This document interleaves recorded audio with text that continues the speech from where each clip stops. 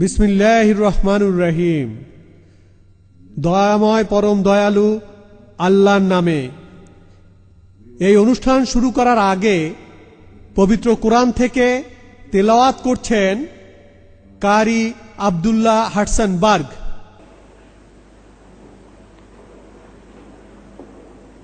أعوذ بالله من الشيطان الرجيم.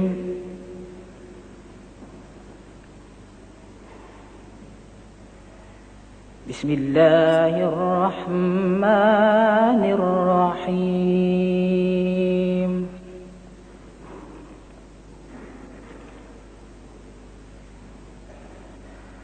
الحمد لله رب العالمين الرحمن الرحيم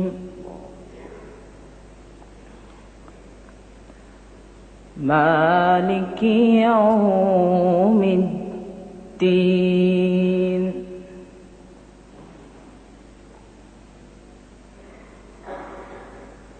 إياك نعبد وإياك نستعين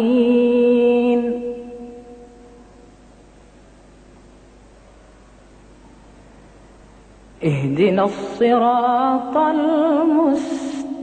المستقيم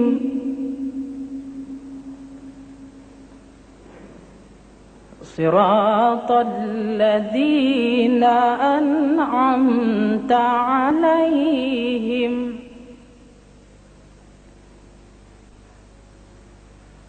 غير المغضوب عليهم ولا الضالين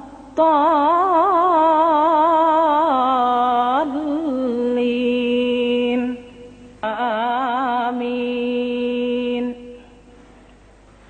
صدق الله العظيم. সদাকাল্লাহুল আযীম। নিশ্চয়ই আল্লাহ সত্য বলছেন। আসসালামু আলাইকুম ওয়া রাহমাতুল্লাহি ওয়া বারাকাতুহু। আপনাদের সবার উপর আল্লাহর দয়া ও শান্তি বর্ষিত হোক। মুসলমান ভাই ও বোনেরা, লেডিজ অ্যান্ড জেন্টলম্যান, আমি আপনাদের সবাইকে আজকে আমন্ত্রণ জানাচ্ছি আমাদের বক্তা মিস্টার দিদাদের বক্তৃতা অনুষ্ঠানে। বক্তৃতার বিষয় ক্রুসিফিকশন, XION নাকি ক্রুসিফিকশন, CTION। বিচারের ভার আপনাদের উপরেই ছেড়ে দিলাম। মিস্টার দিদাদের বক্তৃতা শুনে আপনারাই সেটা ঠিক করবেন। এখানে মিস্টার দিদাত বেশ কয়েকটা পর্বে বিভিন্ন বিষয়ের উপর বক্তৃতা দিবেন। আজকের পর উনি আরো 2 দিন বক্তৃতা দিবেন। প্রথমটা হবে আল কুরআন দা রিয়াল মিরাকল, অ্যাথলন সিভিক সেন্টারে সোমবার বিকালে, আর মঙ্গলবার বিকেলে কেনসিংটন সার্ভিস সেন্টারে ইজ জিসাস গড। এখন আপনাদের সামনে মিস্টার শেখ আহমেদ দিদাতকে নতুন করে পরিচয় করিয়ে দেওয়ার কোনো প্রয়োজন নেই। 1918 সালে ইন্ডিয়ার সুরাটে জন্ম নেয়া মিস্টার আহমেদ দিদাদের শৈশব কাটে দক্ষিণ আফ্রিকার নাটালে। 1942 সালের ডারবানে তিনি প্রথম বক্তৃতা দেয়া শুরু করেন, আর তারপর থেকে মিস্টার আহমেদ দিদাত এ পর্যন্ত বিভিন্ন দেশে বহু বক্তৃতা আর বিতর্ক অনুষ্ঠানে অংশ নিয়েছেন। তাকে আজ আমাদের মাঝে পেয়ে আমরা গর্বিত। যা হোক, আপনারা আজকে এখানে আমার কথা শুনতে আসেননি, তাই এখন মিস্টার আহমেদ দিদাত আপনাদের সামনে আসছেন।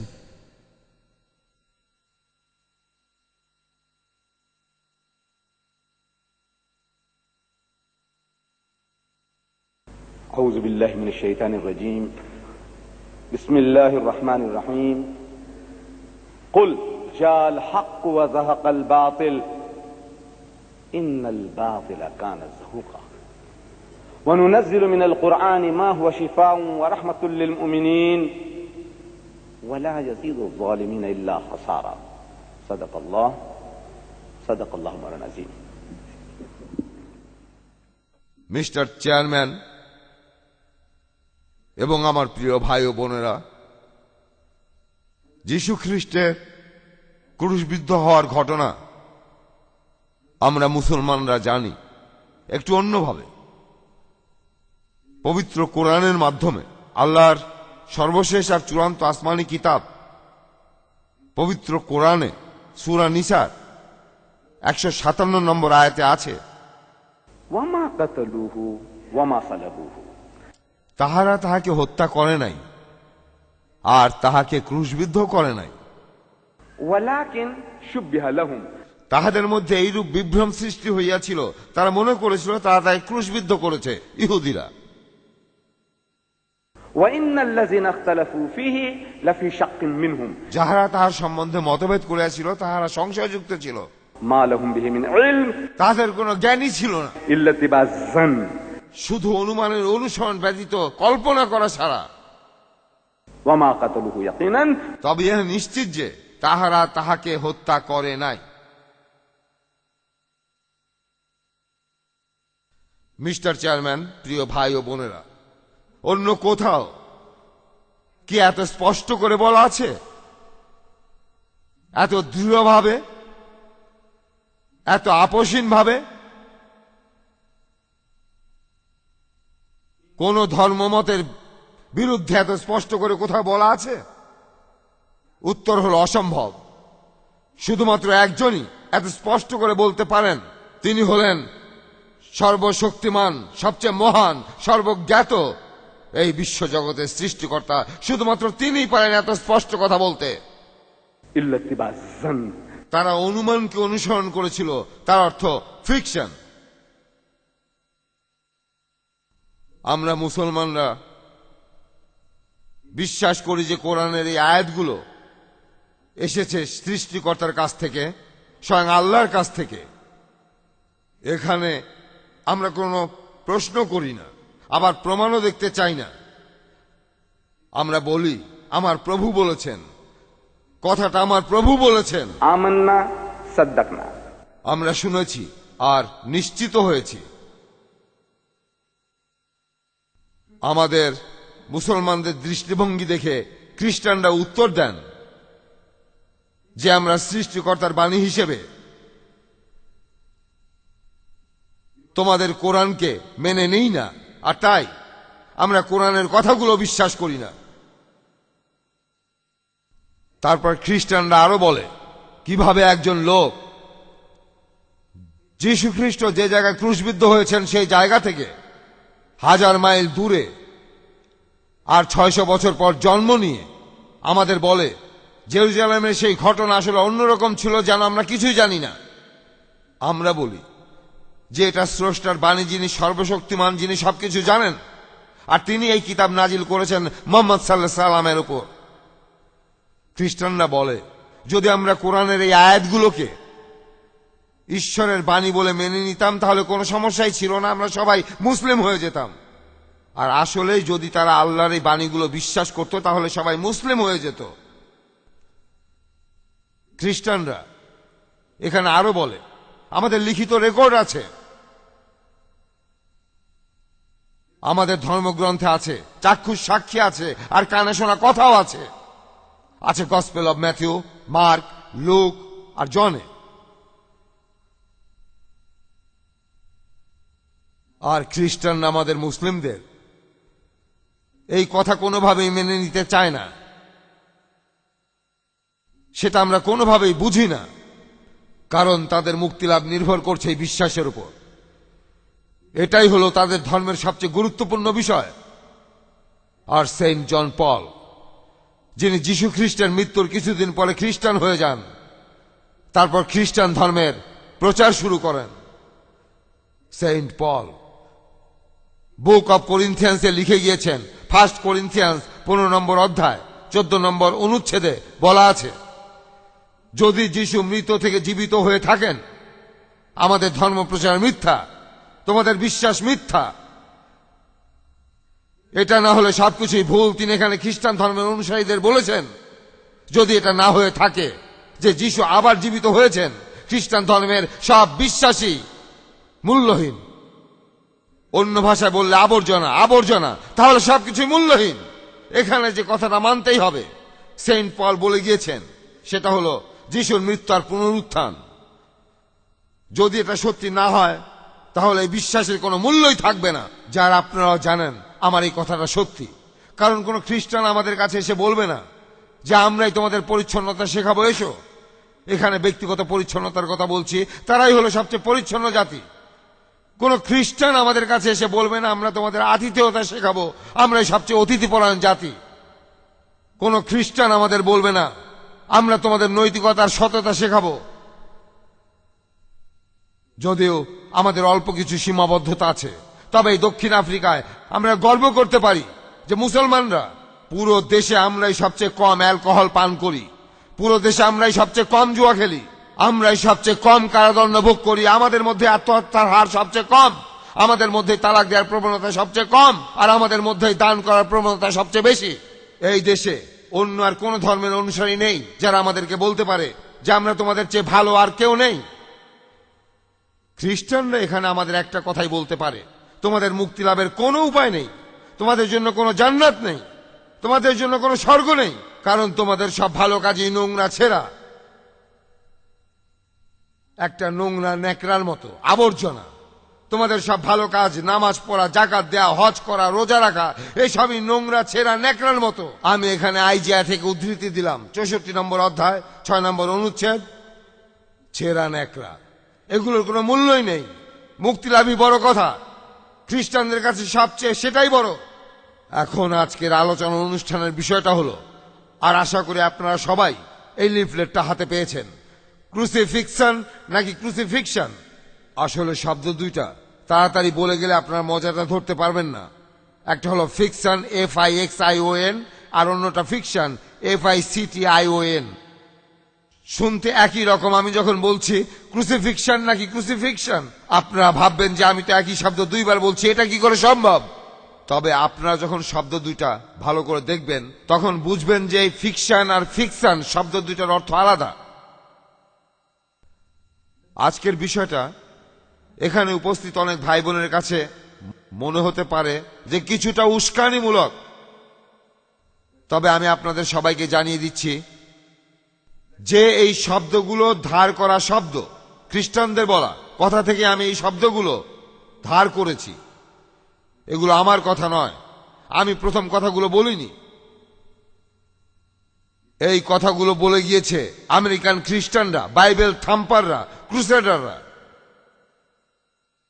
এই কথা বলেছেন গার্নার ট্রেড আর্মস্ট্রং, যিনি প্লেন ট্রুথের এক্সিকিউটিভ ভাইস প্রেসিডেন্ট, একটা ম্যাগাজিন, যে ম্যাগাজিনের সার্কুলেশন 60 লক্ষ কপি প্রতি মাসে, বিনামূল্যে প্রতি মাসে 60 লক্ষ কপি।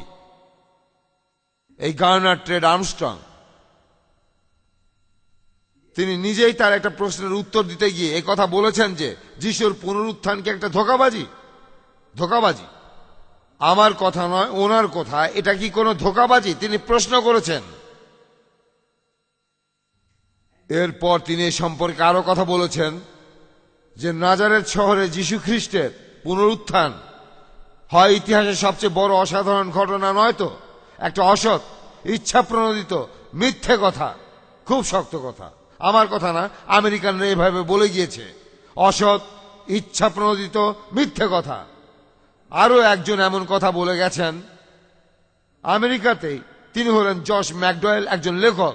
তিনি তার লেখা বই দ্য রিজারেকশন ফ্যাক্টর, সেখানে বলেছেন, আমি এই সিদ্ধান্ত গ্রহণে বাধ্য হচ্ছি। যিশুর ক্রুশবিদ্ধ হওয়ার ঘটনা নিয়ে অনেক গবেষণা করার পর তিনি বলেছেন, আমি এই সিদ্ধান্ত গ্রহণে বাধ্য হচ্ছি যে যিশু খ্রিস্টের পুনরুত্থানের ঘটনা হয়। এখন দেখবেন সবাই এখানে বলছে হয় এটা নয়তো ওটা, হয় এটা সত্যি নয়তো ওটা সত্যি, হয় সবচেয়ে অসৎ, নিষ্ঠুর আর অশুভ ধোঁকাবাজি। দেখেন, এটা আমার কথা না, এ কথাগুলো বলেছে খ্রিস্টানরা, আমেরিকানরা। আমেরিকান খ্রিস্টানরাই তাদের ধর্ম সম্পর্কে বলেছে সুপারলেটিভ, একেবারে চরম কথা, এগুলো তারাই বলেছে। আসলে এটা কোনোভাবেই সম্ভব না যে আমার মতো একজন এশিয়ান, একজন প্রাচ্যের লোক, আমরা আমাদের পশ্চিমা ভাইদের সমান হতে পারবো। তাই আমরা শব্দগুলো ধার করি আর এগুলোকে ব্যবহার করি বিভিন্ন আলোচনা অনুষ্ঠানে। যেমন এই আলোচনাটা এটা হয়েছিল গত বছরের ডিসেম্বর মাসে আমার সাথে যীশু খ্রিস্টের চার্চের এক সদস্যের বিতর্ক। যীশু যে ক্রুশবিদ্ধ হয়েছেন এটা ধোঁকাবাজি না সত্যি ঘটনা? তারা এই কথা বলেছে ধোঁকাবাজি না সত্যি। আমি প্রমাণ করেছি এটা ধোঁকাবাজি।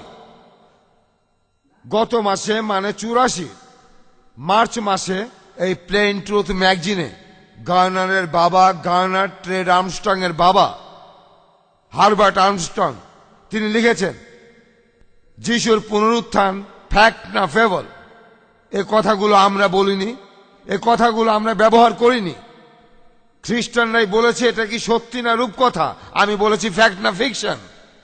আমি কি বাড়িয়ে বলেছি? হারবার্ট আর্মস্ট্রং জিজ্ঞাসা করেছেন এটা ফ্যাক্ট না ফেবল, আমি বলেছি ফ্যাক্ট না ফিকশন। তাহলে দেখছেন এখন মিস্টার চেয়ারম্যান এখানে লোকজন কেমন যেন জড়সড় হয়ে বসে আছে, সবাই শক্ত হয়ে বসে আছে। আসলে উপস্থিত ভাই ও বোনেরা আপনারা খুব জড়সড় হয়ে বসে আছেন। আপনারা একেবারে সম্মোহিত, বিমুগ্ধ। আপনারা একটু রিল্যাক্স করে বসুন, প্লিজ প্লিজ রিল্যাক্স। আর এখন আপনাদের এখানে অন্য বিষয় নিয়ে কথা বলি। আপনার কাছে কি এখন টাকা আছে? আমি আনতে ভুলে গেছি। আমি আসলে ভাবছিলাম চিন্তার কোনো কারণ নেই। আপনার কাছে কত আছে? ঠিক আছে, দিন আমাকে। আমি আপনাদের বলি একটু রিল্যাক্স করেন।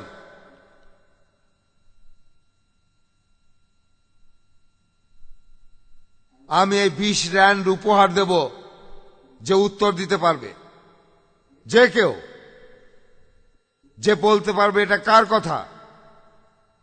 আমি আপনাদের সামনে এখন যে উদ্ধৃতিটা দেব এ কথাটা কি মুসা বলে গিয়েছেন? মুসা আলাইহিস সালাম, মার্কস, কার্ল মার্কস নাকি মোহাম্মদ? কে এই কথাগুলো বলেছেন? Relax relax.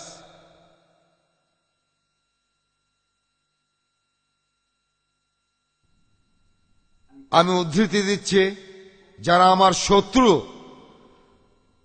যারা চায় না আমি তাদের উপর শাসন করি, তাদের শাসক হই, তাদের নিয়ে আসো, এখানে নিয়ে আসো, তাদের হত্যা করো, আমার চোখের সামনে তাদের মেরে ফেলো।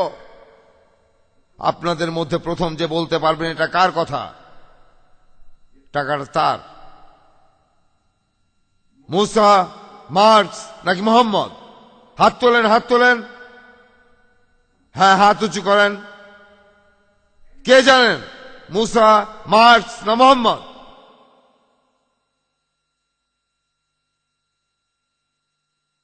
কি হলো, পারবেন না?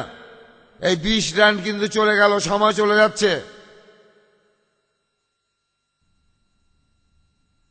আমি টাকাটা পকেটে রাখতে চাই না।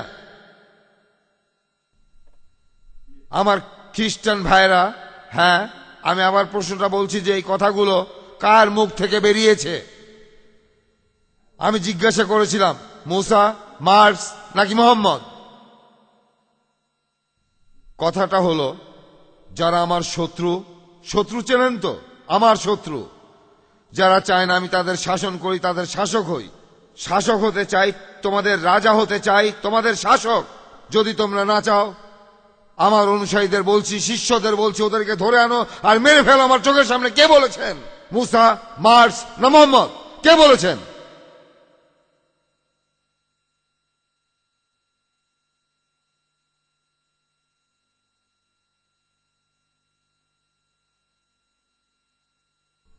বলেন বলেন, আরেকবার চেষ্টা করেন। টাকাটা আপনার। যীশু খ্রিস্ট, দেখা যাচ্ছে আপনার বাইবেলটাই পড়েননি। লুকের 19 নম্বর অধ্যায়ের 27 অনুচ্ছেদ। যীশু খ্রিস্ট বলেছেন যারা আমার শত্রু, যারা চায় না আমি তাদের শাসক হই, শাসন করি, তাদের ধরে আনো আর আমার সামনে মেরে ফেলো। যীশু খ্রিস্ট। আপনি কি যীশু বলেছেন? এখানে কে যেন যিশুর নাম বললেন।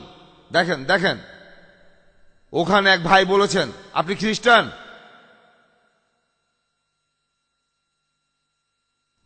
আপনি বাইবেল পড়েছেন, এটা আপনার প্রাপ্য।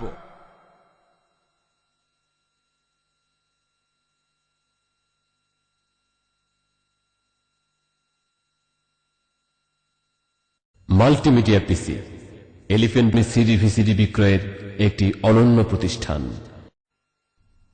যাক, আপনারা একটু সহজ হয়েছেন, আশা করি একটু রিল্যাক্সড হয়েছেন আপনারা। আমিও।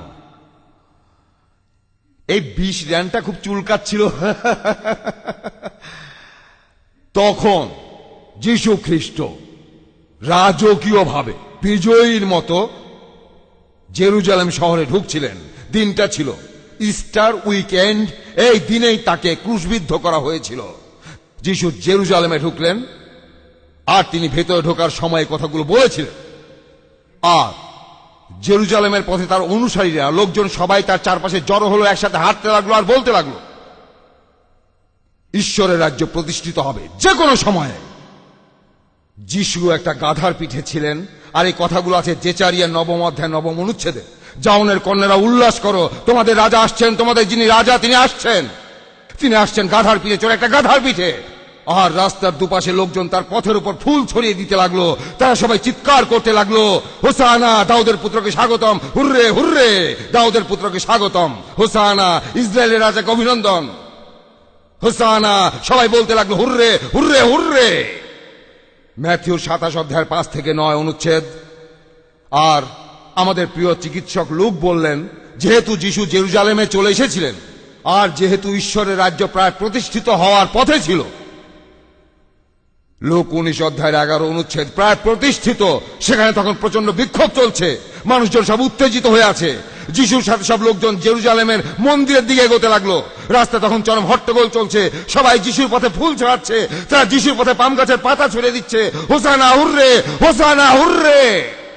আর তখন পুরোহিত, ইহুদি পুরোহিত, তিনি যিশুর কাছে অনুরোধ করলেন, দেখো তোমার লোকদেরকে থামাও, ওদেরকে থামাও, এরা সবাই খুব উত্তেজিত হয়ে আছে।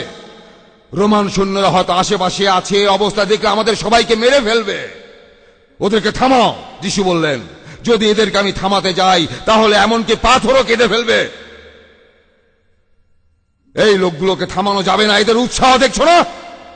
যদি এদেরকে থামাই তাহলে তোমরা এমনকি পাথরও কেটে ফেলবে। তারপর যিশু লোকজন নিয়ে মন্দিরের ভেতরে ঢুকলেন। তিনি সেখানে ঢুকে টেবিল ছুঁড়ে মারলেন। যিশু সেখানে ঢুকে লোকদের চাবুক দিয়ে মারতে লাগলেন আর বললেন, ঈশ্বরের ঘরকে শয়তানের ঘর বানিয়ে ফেলেছ। যিশু ঈশ্বরের রাজ্যকে প্রায় প্রতিষ্ঠা করে ফেলেছিলেন। যিশু খ্রিস্টের এইসব প্রচেষ্টাই ব্যর্থ হয়ে গেল। এইসব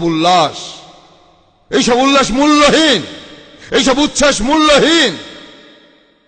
এখন আপনারা জানেন যে সফল হলে আপনি পুরস্কার পাবেন। একইভাবে যদি আপনি ব্যর্থ হন তাহলে আপনাকে মূল্য দিতে হবে। ঈশ্বরের রাজ্য, সর্বশক্তিমান সৃষ্টিকর্তার সাম্রাজ্য প্রতিষ্ঠিত হতে যাচ্ছিল যে কোনো মুহূর্তে। মন্দিরের পুরোহিতরা সবাই ভয় পেতে লাগলো, লোকজন সবাই যিশুর জন্য পাগল হয়ে গেছে।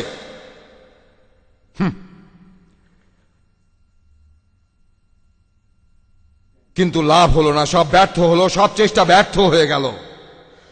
তখন যিশু শিষ্যদের সাথে দেখা করলেন জেরুজালেমের একটা বাসায়। এই বাসাতেই তিনি লাস্ট সাপার করেন। এই বাসাতেই যিশু বুঝেছিলেন যে জুদাস ষড়যন্ত্র করছে। সে মন্দিরের পুরোহিতদের সাথে দেখা করেছে, সে বিশ্বাসঘাতকতা করবে। তাই যিশু খ্রিস্ট তখন জুদাসকে বললেন যে তোমার কাছে যে কাজটা করা ভালো মনে হয় তুমি ঠিক সেই কাজটাই করবে। তারপর সব শিষ্যদের উদ্দেশ্যে বললেন, তোমাদের মনে থাকতে পারে তোমাদের একসময় ধর্ম প্রচারের জন্য বিভিন্ন জায়গায় পাঠিয়েছিলাম। যখন পাঠিয়েছিলাম তখন বলেছিলাম, তোমাদের পাঠিয়েছিলাম টাকার থলি ছাড়া, কোনো টাকা পয়সা ছিল না, বই ছাড়া, জুতা ছাড়া। তোমরা কি তখন কোনো কিছুর অভাব বোধ করছিলে? তারা উত্তর দিল, না, অভাব বোধ করিনি। তারপর যিশু তাদের বললেন, কিন্তু এখন যার কোনো টাকার থলি নেই সে যেন দখল করে, একটা থলিও যেন দখল করে। আর যার কোনো তরবারি নেই, তরবারি যেটা দিয়ে মানুষের গলা কাটা হয়, মানুষের মাথা কাটা হয়, সোর্ড, SWORD, সোর্ড। আর যার কোনো তরবারি নেই সে যেন তার পোশাক বেচে একটা তরবারি কেনে। লুক 22 নম্বর অধ্যায় 35 থেকে 37 অনুচ্ছেদ। এখানে যীশু খ্রিস্ট প্রস্তুতি নিচ্ছেন যুদ্ধের জন্য, প্রতিরক্ষার জন্য। যিশুর চেষ্টা ব্যর্থ হয়েছে, ইহুদিরা এখন তাকে খুঁজছে। যীশু খ্রিস্ট এই বাসায় থাকলে বিপদ হতে পারে, ইহুদিরা তাকে ধরে ফেলতে পারে। তাই যিশু সেই বাসা থেকে বের হলেন মাঝরাতে, মধ্যরাতে। যিশু তার শিষ্যদের নিয়ে শহর থেকে 5 মাইল দূরে গেতসেমানির বাগানে গেলেন। একটা জলপাই গাছের বাগান, পাথরের দেয়াল। যিশু সেখানে পাহারায় বসালেন তার 8 জন শিষ্যকে। 8 জন। এই শিষ্যরা সবাই তাদের বুক চাপড়ে বলেছিল লাস্ট সাপারের সময়, প্রভু আপনার কোনো বিপদ হলে আমরা জীবন দেব, প্রভু আমরা আপনার জন্য কারাগারে যেতে প্রস্তুত। সবাই দৃঢ় প্রতিজ্ঞ, সশস্ত্র। যিশুর শিষ্যদের কাছে যে অস্ত্র শস্ত্র ছিল সেগুলো নিয়ে তারা পাহারা দিচ্ছিল। তারা সবাই তখন সশস্ত্র। যিশু তার শিষ্যদেরকে দরজায় পাহারা দিতে বললেন যেখানে বসো, আমি ওদিকে গিয়ে একটু প্রার্থনা করব। একা যাব, আমি একা ওখানে গিয়ে প্রার্থনা করব, তোমরা এখানে পাহারা দাও এই গেটে। আর খেয়াল রাখো। তারা কি খেয়াল করবে? গেতসেমানির বাগানে সেই মাঝরাতে যিশুর শিষ্যরা কি খেয়াল করবে যেখানে কিছুই দেখা যায় না? না, পাহারা দাও। ইহুদিরা এখন যিশুকে মেরে ফেলতে চাচ্ছে, ওরা যিশুকে খুঁজে বেড়াচ্ছে। তাই তোমরা 8 জন লোক এই গেটে পাহারা দাও। তারপর তিনি পিটারকে ডাকলেন, জেবেদীর 2 ছেলেকে ডাকলেন, পিটার দ্য রক। আর জেবেদীর 2 ছেলের শক্তির কথা বাইবেলে উল্লেখ করা আছে। এদের দিয়ে যিশু আরেকটা প্রতিরক্ষার ব্যবস্থা করলেন। যিশু পিটারকে ডাকলেন, জেবেদীর 2 ছেলেকে ডাকলেন, তারপর তাদের বললেন তোমরা প্রস্তুত থাকো আর আমার দিকে খেয়াল রাখো। ম্যাথিউ 26 অধ্যায়ের 37 থেকে 38 অনুচ্ছেদ। যিশু তারপর একটু সামনে গেলেন, ঈশ্বরের কাছে সাহায্য প্রার্থনা করলেন। যিশু সামনের দিকে এগিয়ে গেলেন, মাটিতে মাথা নোয়ালেন আর প্রার্থনা করলেন, হে আমার পিতা, যদি সম্ভব হয় এই বিপদ থেকে আমাকে উদ্ধার করো, সম্ভব হলে আমাকে তুমি উদ্ধার করো, তবে আমার ইচ্ছা নয় তোমার ইচ্ছাই পূরণ করো। একজন মুসলিম হিসাবে ঈশ্বরের কাছে তিনি নিজেকে সমর্পণ করলেন। যদি আমাকে মেরে ফেলতে চাও আমার কোনো আপত্তি নেই, তবে হে আমার প্রভু আমাকে বাঁচাও। আর প্রচন্ড যন্ত্রণা নিয়ে, এটা আছে লুকে 22 অধ্যায়ের 44 অনুচ্ছেদ। আর প্রচন্ড যন্ত্রণা নিয়ে যিশু আরো গভীরভাবে প্রার্থনা করলেন। তিনি খুব ঘামছিলেন, এমন ভাবে ঘামছিলেন মনে হচ্ছিল যেন তার শরীর থেকে মাটিতে দর দর করে রক্ত ঝরছে। একজন আল্লাহর নবী, একজন আল্লাহর রাসূল, সৃষ্টিকর্তার একজন অনুগত অনুসারী প্রচন্ড কষ্টে কাঁদছেন। ঈশ্বরের কি দয়া হবে না? তিনি কি প্রার্থনা শুনবেন না? ঈশ্বরই তো আমাদের বলেছেন তোমরা চাইলেই দেখতে পাবে, খুঁজতে চাইলেই খুঁজে পাবে, কড়া নাড়লে আমার দরজা খুলে যাবে। তোমরা যদি মন প্রাণ দিয়ে কিছু চাও আমি অবশ্যই তোমাদের দেব। সৃষ্টিকর্তা সবই শুনতে পান। কেউ রুটি চাইলে তাকে পাথর দেবেন না, কেউ মাছ চাইলে তাকে সাপ দেবেন না, তাই নয়? এখন স্বর্গের পিতা, যীশু খ্রিস্টের প্রিয় পিতা, তিনি কি শুনবেন না? অবশ্যই। জেমস, খ্রিস্টানদের বিশ্বাস অনুযায়ী যিশুর 4 ভাইয়ের একজন।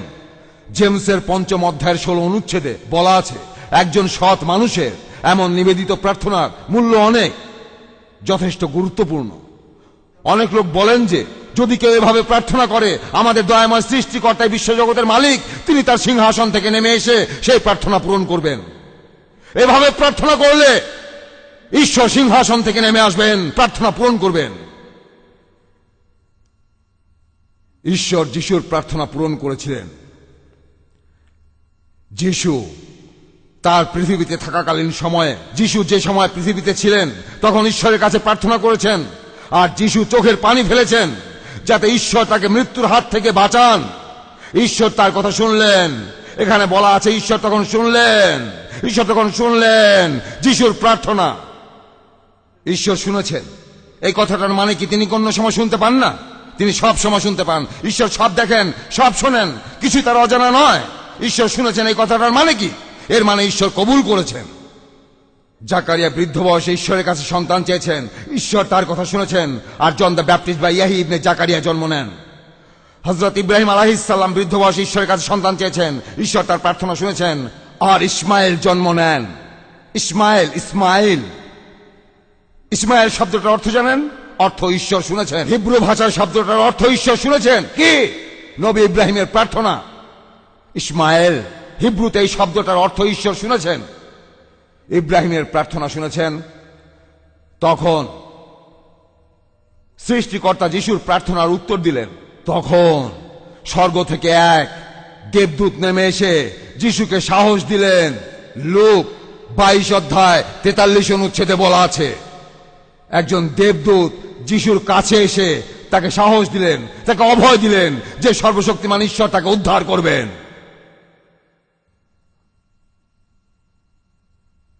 তখন একটা অদ্ভুত ব্যাপার ঘটল। যিশু খুব বিপদের মধ্যে ছিলেন, তার জীবন তখন হুমকির মুখে। তাই 8 জন শিষ্যকে তিনি গেটের পাহারায় বসিয়েছিলেন। যিশু যখন প্রার্থনা শেষ করে তার শিষ্যদের কাছে আসলেন, তারা সবাই ঘুমিয়ে গেছে, তার শিষ্যরা সবাই ঘুমিয়ে পড়েছে। চিন্তা করতে পারেন, যারা তার জন্য জীবন দিতে প্রস্তুত ছিল, কারাগারে যেতে প্রস্তুত ছিল, তারা সবাই ঘুমিয়ে পড়েছে। যিশু বললেন, কি হচ্ছে সব? তোমরা কি আমাকে 1 ঘন্টা পাহারা দিতে পারো না? 1 ঘন্টা?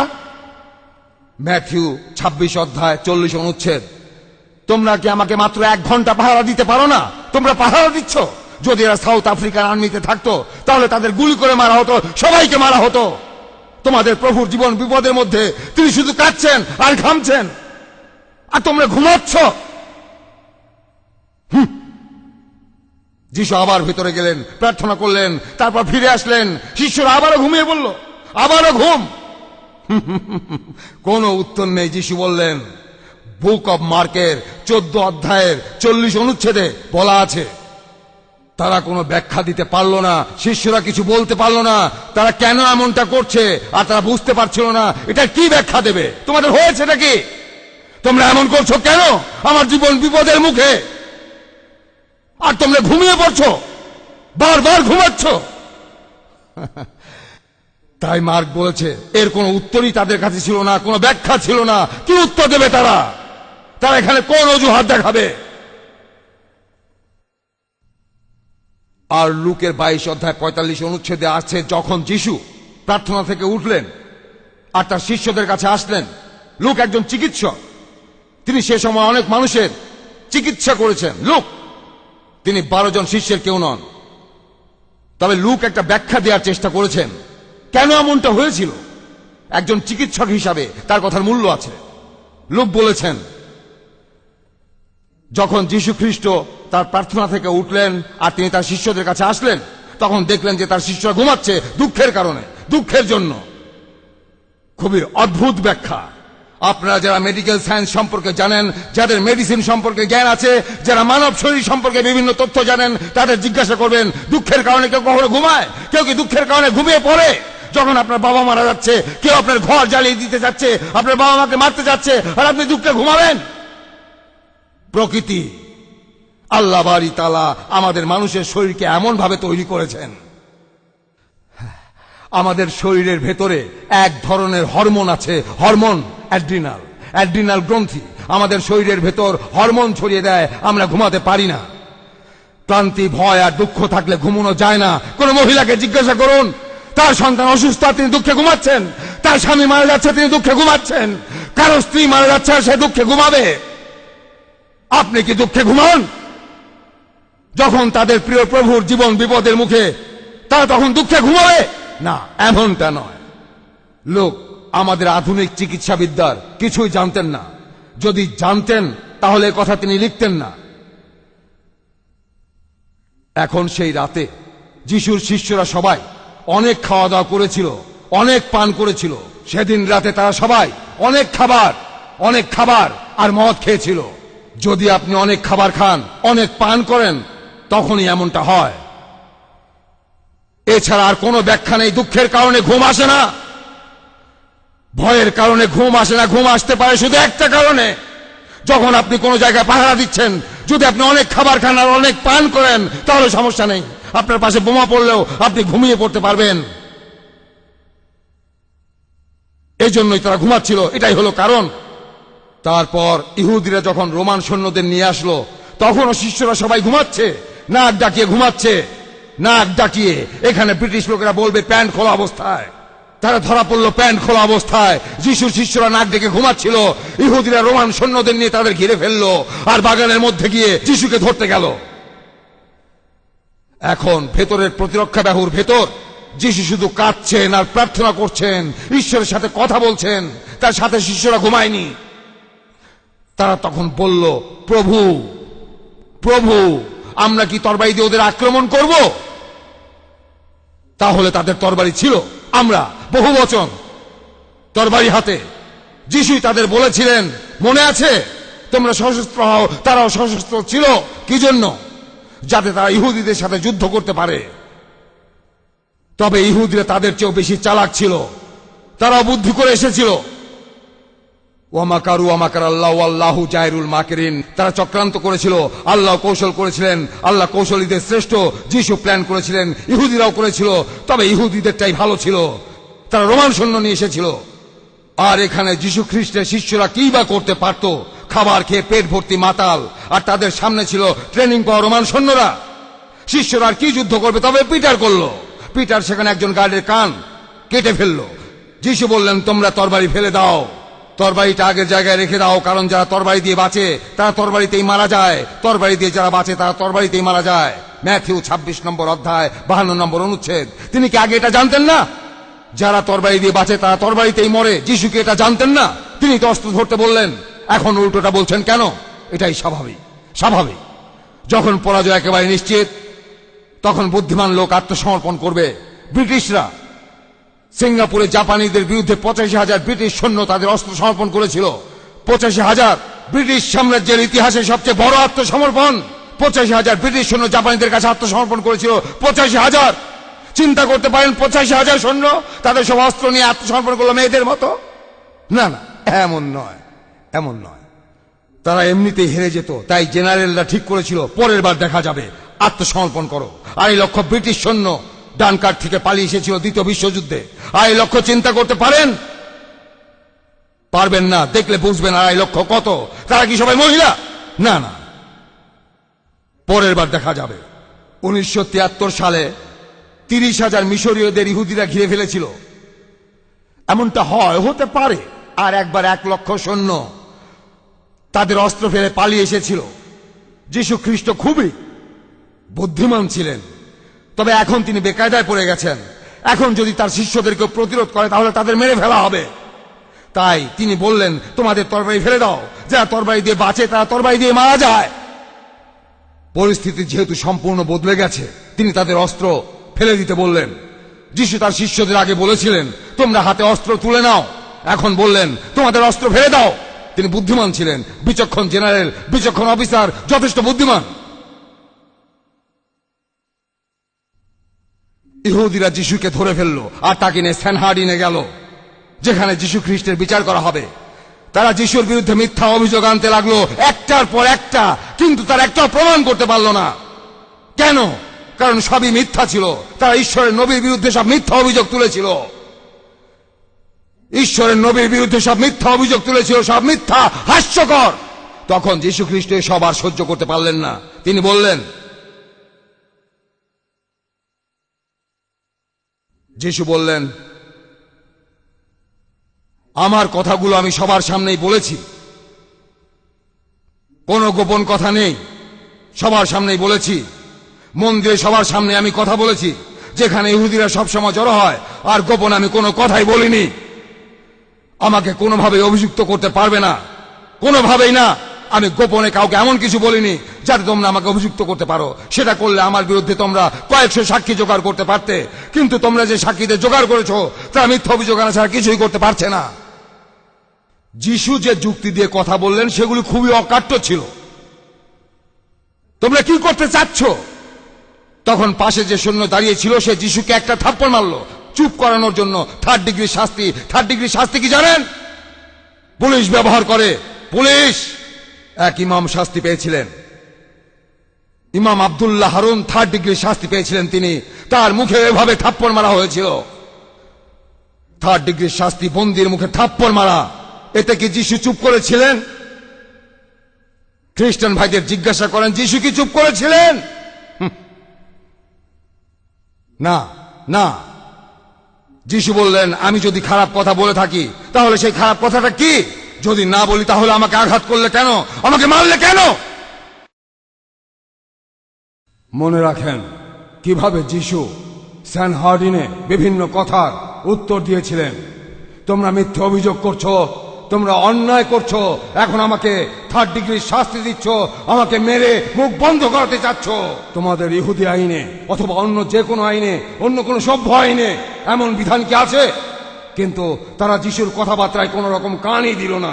তারা যিশুকে ধরার আগেই ঠিক করে ফেলেছিল এটাই সুবিধাজনক যদি সবার জন্য একজন মারা যায়।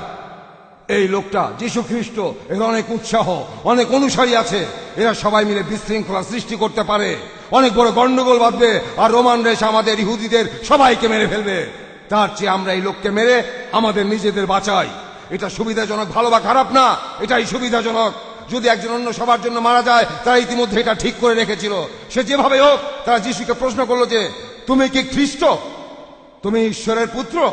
এখন উনি তো খ্রিস্ট, উনি তো হলেন মসীহ, তিনি ঈশ্বরের পুত্র। এটা খুবই সহজ সাধারণ একটা ইহুদি অভিব্যক্তি। বাইবেলের সৃষ্টিকর্তার অনেকগুলো পুত্রের কথা বলা আছে। প্রশ্নোত্তর পর্বের সময় আমাকে জিজ্ঞাসা করেন, তখন রেফারেন্স দেব। ঈশ্বরের অনেক পুত্র আছে, অনেকগুলো পুত্র বাইবেলে আছে। যিশু বললেন হ্যাঁ, এটাই হলো ধর্মের অবমাননা, অর্থাৎ কুফর। আর প্রমাণের দরকার নেই। তখন ইহুদিদের প্রধান পুরোহিত তার নিজের জামা ছিঁড়ে ফেললেন, এটা বোঝানোর জন্য যে যিশু ধর্মের অবমাননা করেছে, কুফর, মেরে ফেলো। কিন্তু তাদের হত্যা করার অধিকার ছিল না, তাই তারা রোমান গভর্নরের কাছে গেল। পরের দিন যখন তারা সেখানে গেল, তারা অভিযোগটা বদলে দিল। তারা বলল যে এই লোক, নিজেদের মধ্যে কথা বলার সময় তারা বলল যে এই লোক ধর্মের অবমাননা করেছে, এই জন্য তার মৃত্যুদণ্ড হওয়া উচিত। সে নাকি খ্রিস্ট, অর্থাৎ ঈশ্বর, ঈশ্বরের পুত্র মানে ঈশ্বর, আর এরকম কিছুই নেই। এই কথাটা আসলে এভাবে বলা হয়নি, তবে আপনি যদি ঝামেলা বাঁধাতে চান খুব একটা কষ্ট করতে হবে না। নির্দোষ কথার ভেতরেও আপনি দোষ খুঁজে পাবেন। তারাও যিশুকে দোষী বানালো। তারপর তারা যিশুকে রোমান গভর্নর পাইলেটের কাছে নিয়ে গেল, কিন্তু পাইলেটকে বলতে পারলো না যে এই লোকটা ধর্মকে অবমাননা করেছে। পাইলেট গুরুত্ব দেবে না। পাইলেট ইহুদি ধর্মের অনুসারী নয়, তাই যিশু খ্রিস্টের ব্যাপারটা তার কাছে কোনো গুরুত্বই পাবে না। তাই তারা বলল যিশু দাবি করছে সে একজন রাজা। এখানে তারা খ্রিস্ট শব্দটার অর্থ বানালো রাজা। তাদের কাছে খ্রিস্ট শব্দটার অর্থ ঈশ্বর। এটা কুফর। এখন তারা পাইলেটকে জানালো এই লোকটা বলছে সে রাজা। তখন পাইলেট যিশুকে প্রশ্ন করলেন, তুমি নাকি ইহুদিদের রাজা, এটা কি সত্যি? তুমি কি আসলেই রাজা? যিশু বললেন এটা তোমার কথা, তুমিই তো বললে, আমি এমন কোনো দাবি করিনি। যিশু খ্রিস্ট তারপর আরো কিছু বললেন। তিনি বললেন, Koninkrijk is niet van hierdie wereld nie. আমার রাজত্ব এই পৃথিবীর মধ্যে নয়। Mijn koninkrijk is niet die hierdie wereld nie.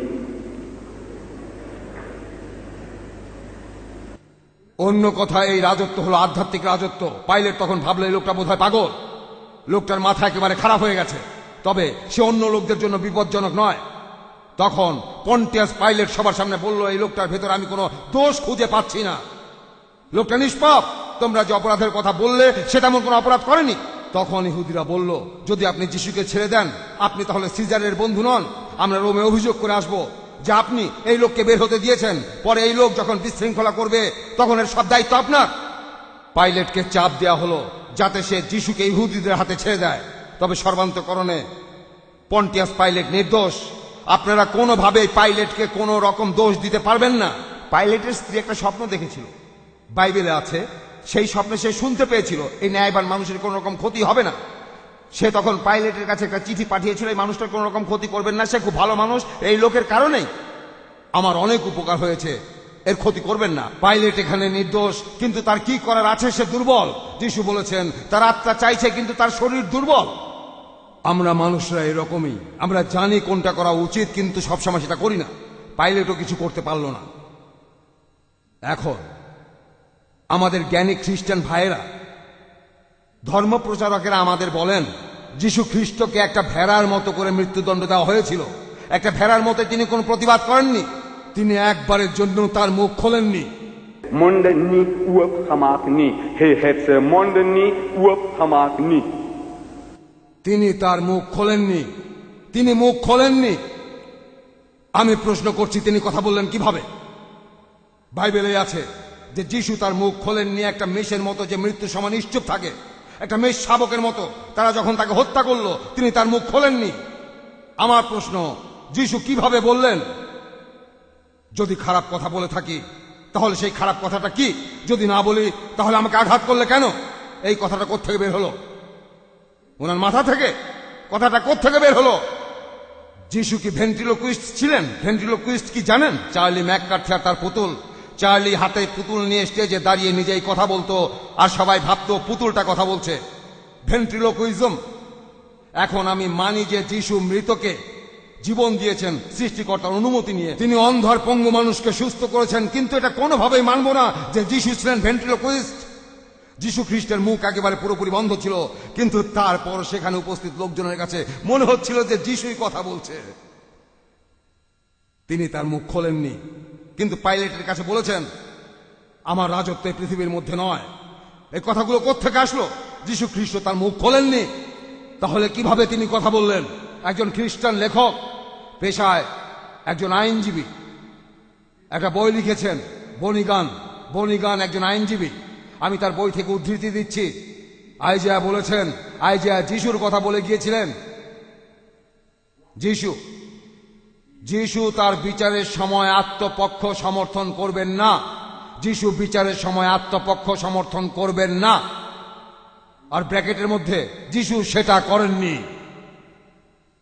Inverted কমার ভেতরে তিনি তার মুখ খোলেননি।